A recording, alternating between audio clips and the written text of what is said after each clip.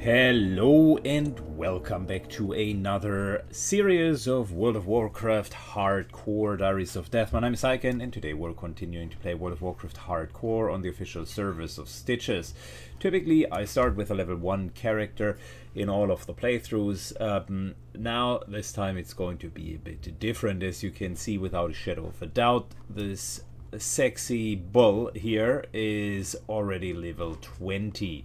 So naturally you might ask yourself, how did we come to this position? So let me tell you a little bit of a story whilst we're flying.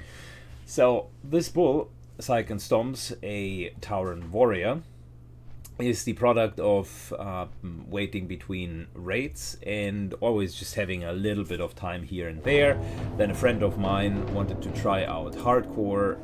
We leveled a little bit together, more or less successfully, and he disappeared from the face of the earth. So I was left with this bull for a very long time. He was just standing in a location, buying stuff from a specific vendor and then kind of muling it. So that's his fate so far.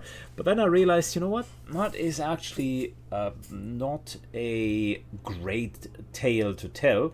So we should rather start telling a tale of an engineering warrior that is trying to conquer the world with his limited resources. Warriors, for those of you who are unaware, are considered the most difficult class to level, mainly because of their inability to heal themselves and their brutal dependence on them being stronger than the enemies. And the way that it works in World of Warcraft is, if you have a higher level than the enemy, your weapon skill exceeds their defense rating, so you are slapping them hard.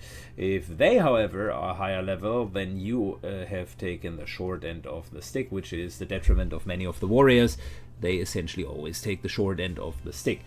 Anyways, that's besides the point. We are going to have some fun with this warrior. I intend to play him as long as it is sensible. I have a couple of guild mates that just also want to have fun with alt characters. And today we are going to join Sycan Stomps as he is going into the Stonetalon Mountains, an area that I haven't covered extensively. Going to start early level 20 with the Grimtotem quests here. So these are fellow Taurens that just don't know how to behave. Also great quest here with the resonating crystals. And yeah, that is fabulous. We're already getting questions whether or not we want to go to Wailing Caverns, but I don't have enough time for a full-fledged dungeon, so we're just going to do what every reasonable individual would do and say thank you. No. I could also say heck no, but that would be unfriendly, and your reputation goes a long way on hardcore servers. So we are going to start with a few little cheeky quests here and there. We're ready. What can we do? So we do have the quest for Deep Moss Axe, which we need to collect down here and over here. Easy peasy. We got this physics, which is a very German way of saying these physics, now that I understand his name. Anyways, he's a goblin that will ask us to do a couple of Venture Co. Stuff, and we have the Venture Co. loggers as well. So might as well do a cheeky jump down here, get all of that stuff done before we're moving on, and take the other quests. And whilst we're at it, let's see if there is anyone in here. Anyone up for the Elite Spider quest? Asking that in general, and then maybe we can just ask one or two of the guys. So fast forward for you until we are at this physics. Time is money, friend. Be good. Good. We are world buffed, so that means we should be good to shred. Let's take a good look at how much or how little we're hitting. Yep, With world buffs, that would be good.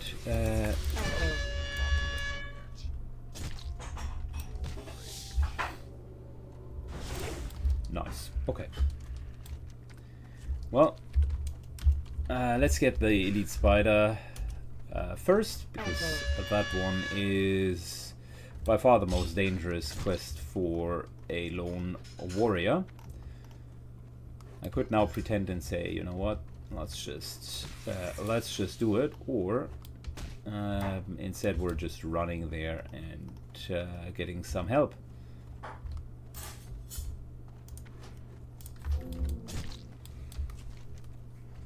Cool. So grab the quest, do her real quick, some spidery revenge.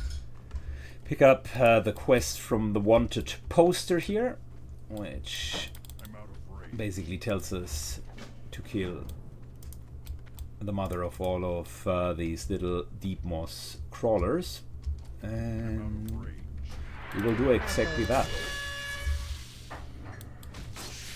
So warriors are an interesting breed, because they are super gear dependent. They depend also on every advantage that they can get over the enemy, but if they have such advantage, gear or otherwise, they are slapping.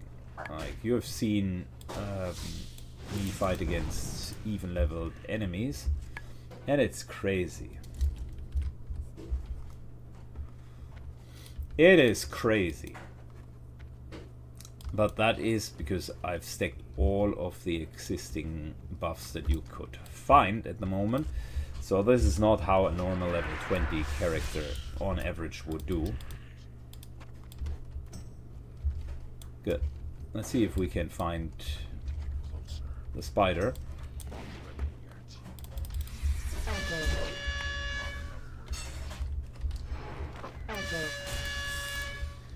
Biggest problem with most of these spiders is they do have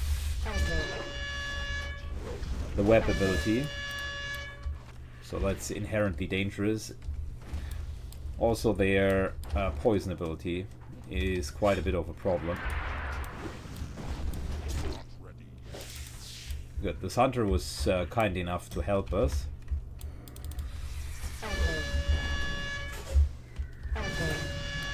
Wow, look at that, 200 crit. Trying to stay high on rage for the eventual time when the elite spider is going to reappear.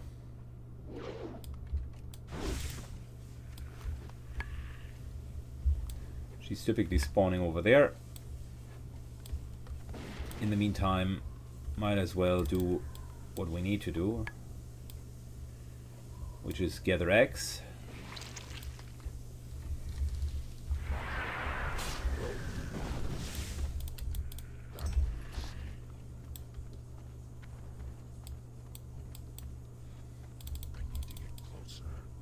We're blessed that we got a hunter here that is helping us.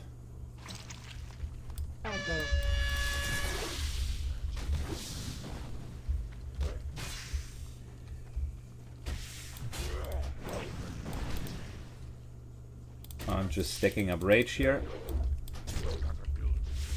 Okay, fantastic.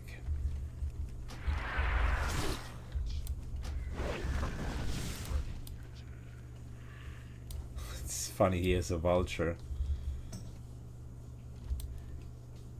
By the name of Extra Spicy.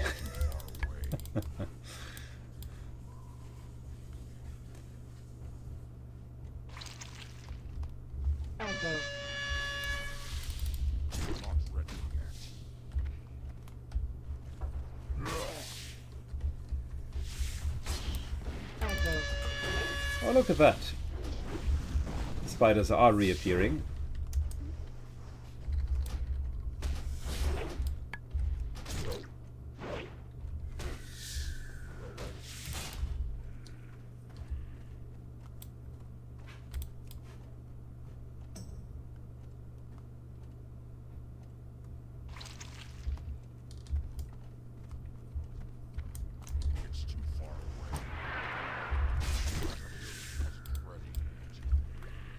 Fabulous. So let's just wait until the mama is going to spawn. Hunter already mentions he needs to go really soon. Come on, can't be that difficult to spawn.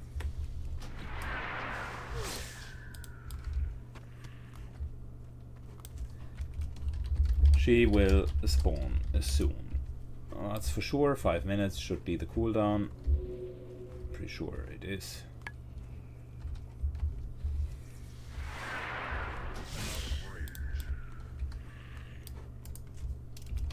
There she is.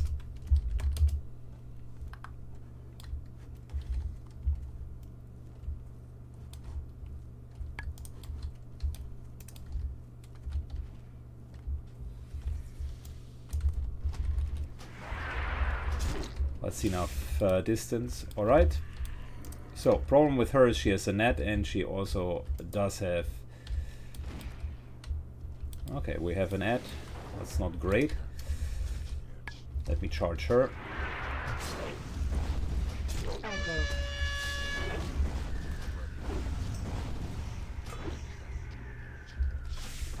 Okay, dumping rage. That's the moment that we waited for. And there she goes down. Fantastic. Thank you very much.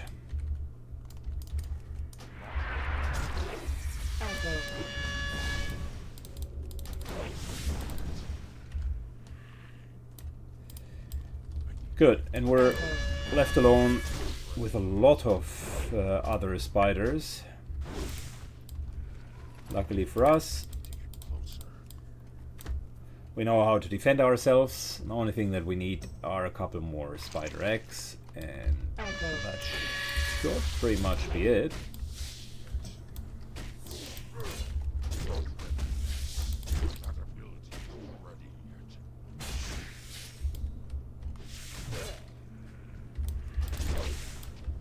Trying to be as modest with my rage usage as possible. I don't want to use too much on most of the pulls, because having a little bit kind of left in the tank when things aren't going super well is exactly what you how you should play it.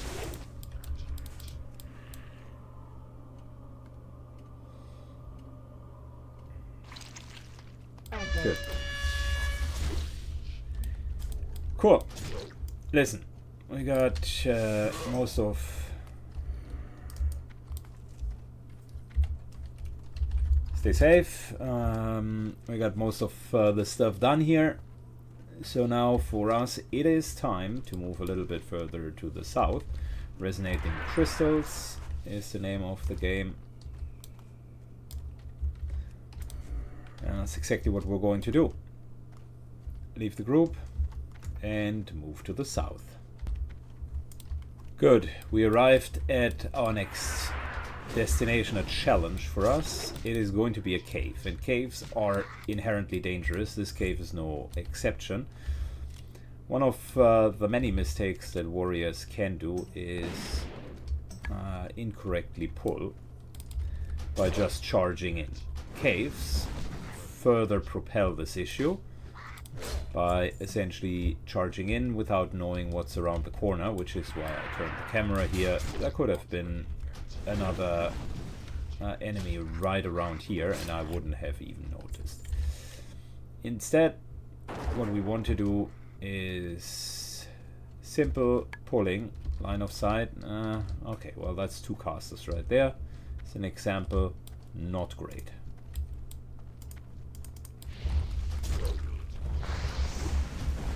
Dump the rage to get rid of one very quickly.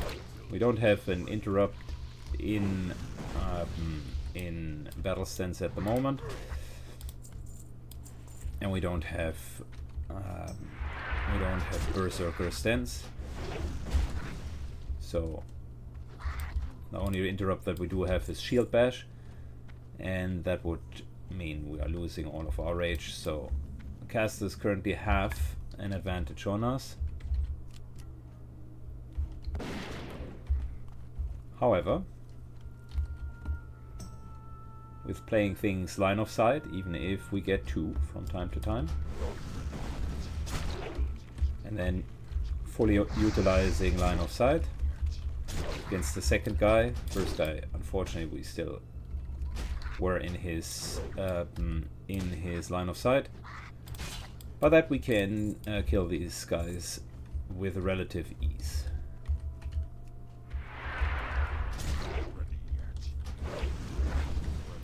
Good, and now is the part where it becomes a bit more tricky overall. There will be respawn, and we have limited tools to deal with all of that. Normally I wouldn't charge in, but he is taking our gem stone. Okay, yeah, okay. Once the animation triggers, apparently it's already over. Okay.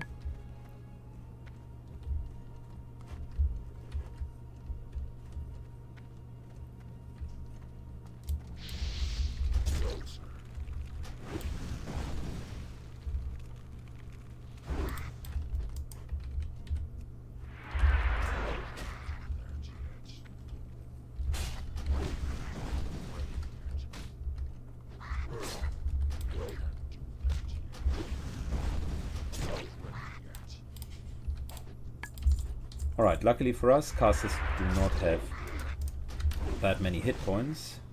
Need to get away because there's another patrol coming and we don't want to add more than 2.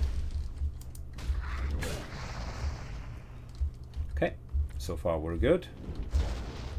Yeah, let him just come.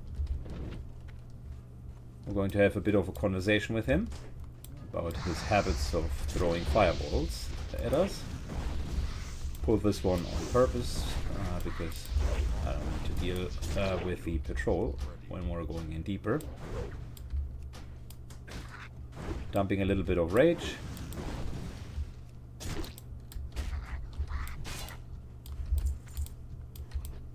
And collect our spoils.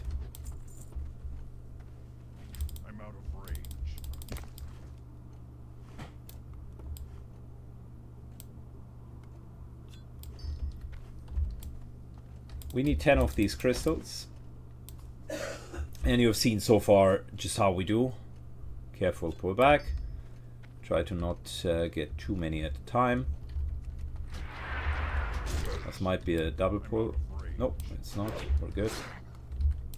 Try to not get too many at a time. And free up enough room so that we can kite if needed. There are 2 crystals there. Fantastic option for us to go in.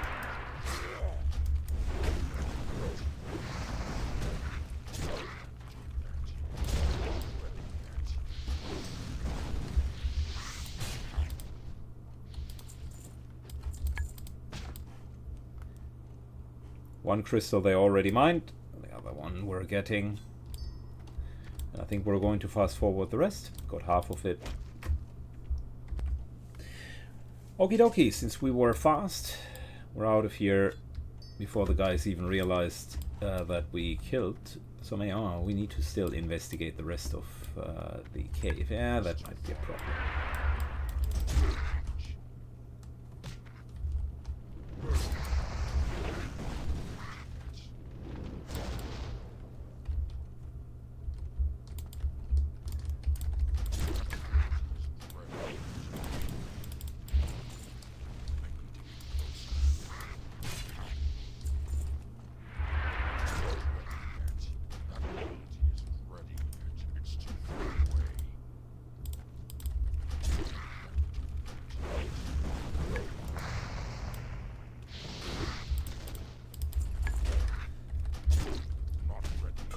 Quite chain killing.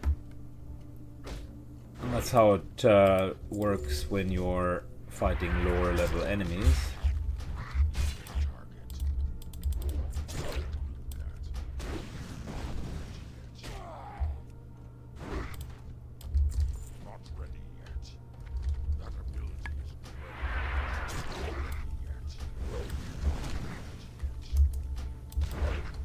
Good, let's increase the speed of clearing a little bit. Body pulling this guy.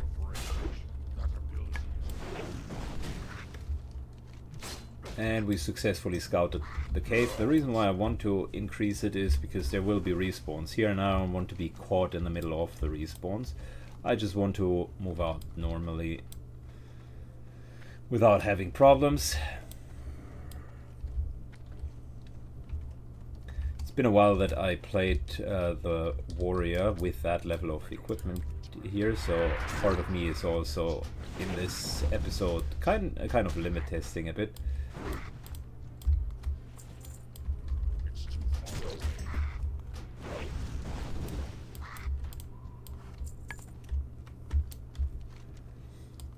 Fantastic. So we end in quest and we do the killing part.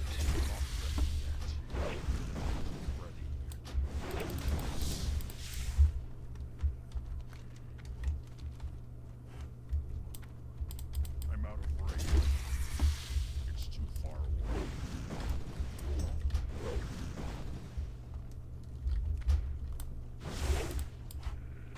Very nice.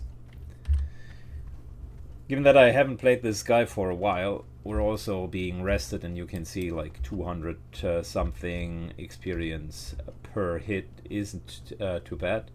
Specifically since we only need 3,000 more, so technically if I wanted to, this could also be just a simple grind, but I don't mind actually questing. Questing is typically fun. And you can kill stuff on the way as well, as I'm currently doing it. And being in motion, killing stuff as you go. Yeah, that works very well. Always keeping a little bit of rage. Cool. Let's trade in the quest, and then we're finally going to go and avenge the village a little bit, which is something that I've been looking forward for a while. Very good. So the deal with these Grimtotems is, well, it's actually an interesting quest line, but it is weirdly paced from a design perspective, because that whole area here is kind of 20 and up. Oftentimes when you are arriving, you are level 20 at least, oftentimes even a bit higher. And these guys start from level 15 onwards. So whenever I was here, they were either green and they were either gray, and I kind of just did it without receiving experience, or I was like, okay, let's skip that, and missed out on the follow-up quest. And it is actually an interesting set of quest lines, because these Grimtotem mercenaries are in a sense rogue Taurens, and they don't cooperate with the Horde at all. It's kind of their own little tribe. They even take captives that you need to free up a little bit later. So I like the style around it. Humanoid bad enemies that aren't like monsters, so it fits the build very well. I have never understood why they needed to be level 15. For me, it appeared unnecessarily low, but yeah, maybe I'm missing something.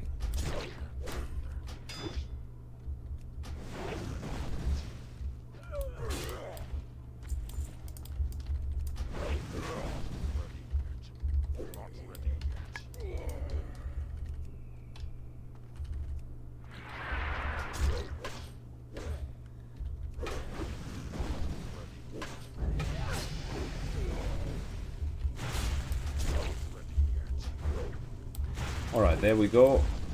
Just like that, level up. We are arm spec, which is not atypical. We're going to do the like stereotypical typical route, where we're going to be arm spec for the kind of first 45-50 levels, and then we're going to go into Berserker, into Fury, because Blood Fury is just very, very, very strong. And, since you can also nicely tank with it, it's an all-around viable spec. And the weapons. The early, easily accessible endgame weapons were very much in favor for that spec. So, quote unquote, it's the proven meta for warriors, and I just want to enjoy a little bit of warrior gameplay alongside that meta. Does that make me a meta Andy? Likely not.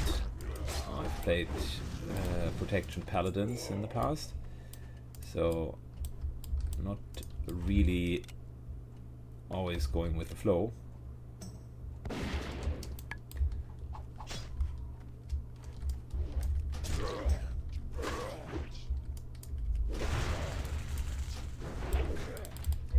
These guys, as you can see, I was even not considering that they can be as low as level 14, which is crazy if you ask me. Cool. So let's get back into kind of the groove of this quest line. So essentially you start with killing them, and then they want you to kill more of them, deeper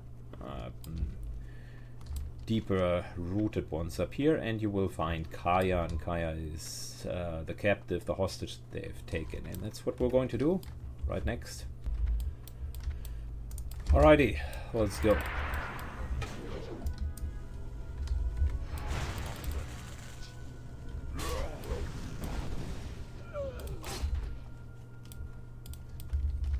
So next up we are now going to kill like 6 of these brutes. Again, unfortunately, the setup of this quest makes it so that we're highly overleveling these guys.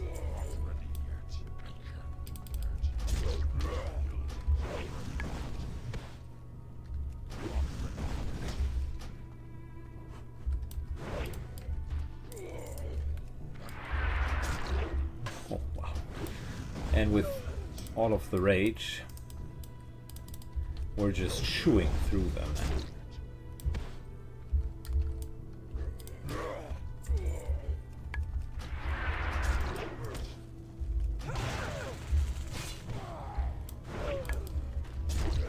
135, wow.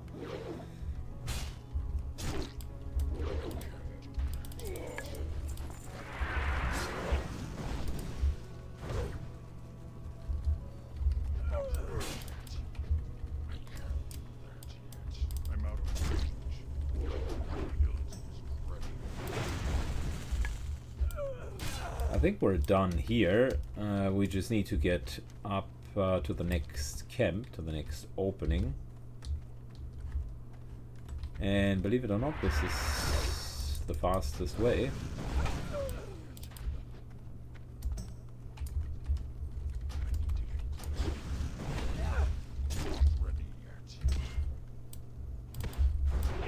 It's crazy. Typically, this kind of illustrates, if this illustrates one thing, then it is A, how exponential warriors scale, which is when you do have all of the buffs, you're an absolute unstoppable machine. And B, just how strong it is when you are having a level difference in your favor.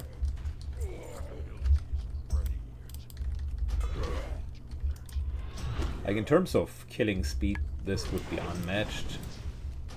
Maybe an AoE mage.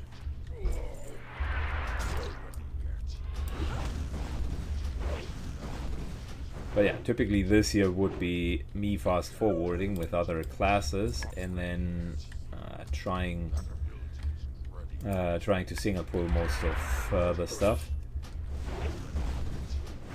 But with a warrior, it's not really needed. Well, I shouldn't say that. There are many situations where the warrior would need to be like ultra careful.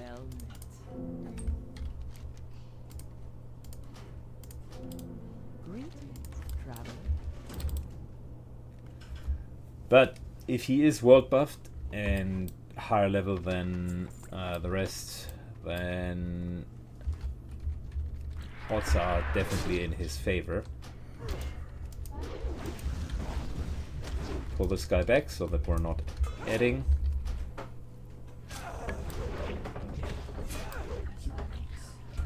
And then we're killing this one. We got another enemy who is adding. Alright. And we're moving forward. Fast forward for you guys. Alright, after a long period of walking, we finally make it to the camp where we need to drop her off, and shocking twist. There will be a trap here. Funnily enough, if you just look at it, we have made 24% of the level just by going through that camp up there and basically killing whatever comes our way.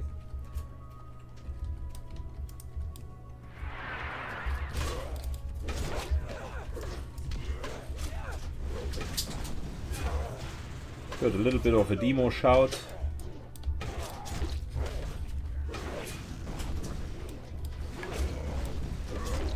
And a couple of claps later, and the ruffians learned their lesson.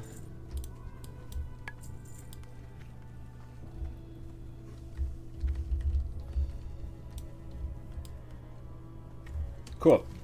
So that'll mean we can go back and just trade in and get follow-up quests. Very good. Let's trade in, kill their boss, and deliver the message that Kaler is alive. I think we need to deliver that over here. Yes. Okay, cool. So that's 2600 XP right there. Fantastic. Time for us to kill a couple more spiders, which should not be a problem, and then we're going into that area. Let's go. Alrighty, so I skipped the recording of more spiders. Was already clear how it looked like. So we are instead going to fight Little Venture Corporation loggers, because who doesn't like to hit these guys into their mouth? The Venture Co is known for essentially just deforestation and destroying of nature for profits, and they hire multiple races in World of Warcraft, but I think goblins are maybe the most stereotypical race that works for them. Go, 2 quests here. Number 1, kill all of these lumberjacks. And number 2, we need the plans for these huge devices, which the operators have, because we want to use them for our own advantage. That's what Mr. what was his name? Liz Fiznix, or whatever his name was. That's what he basically told us. It's a rare drop, so it can take some time until you get it.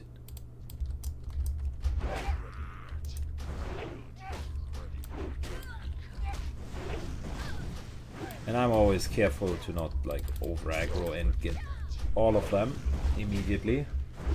You can see as close as the moment that these guys are coming closer to our level, we're also taking way more damage. So that's one thing, and we'll need to find multiple of these machines, because the operators are unfortunately far and few in between in that rather sizable field, whilst we are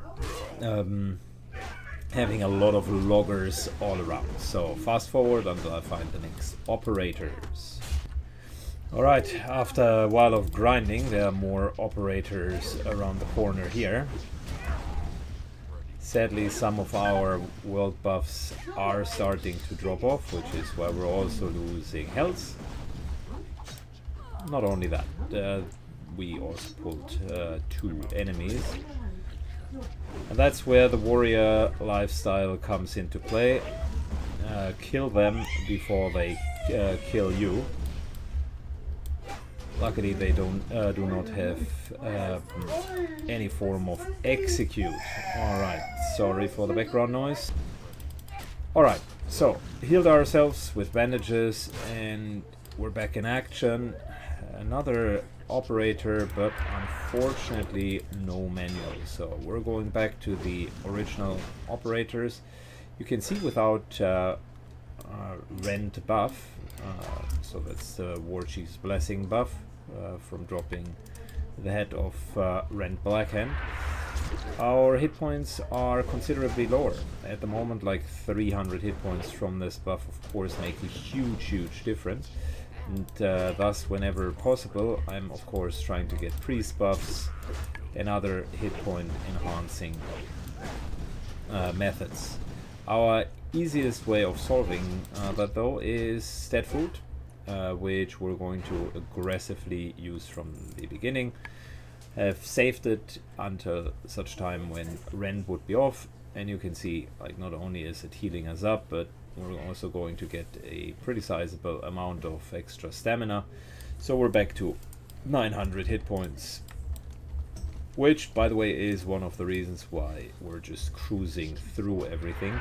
If you have enough hit point buffer, you're not forced to be afraid that you're immediately going to be knocked down. Warriors against stronger enemies, excuse me, or warriors without buffs are pretty much the opposite of fast. They take a long time to kill everything.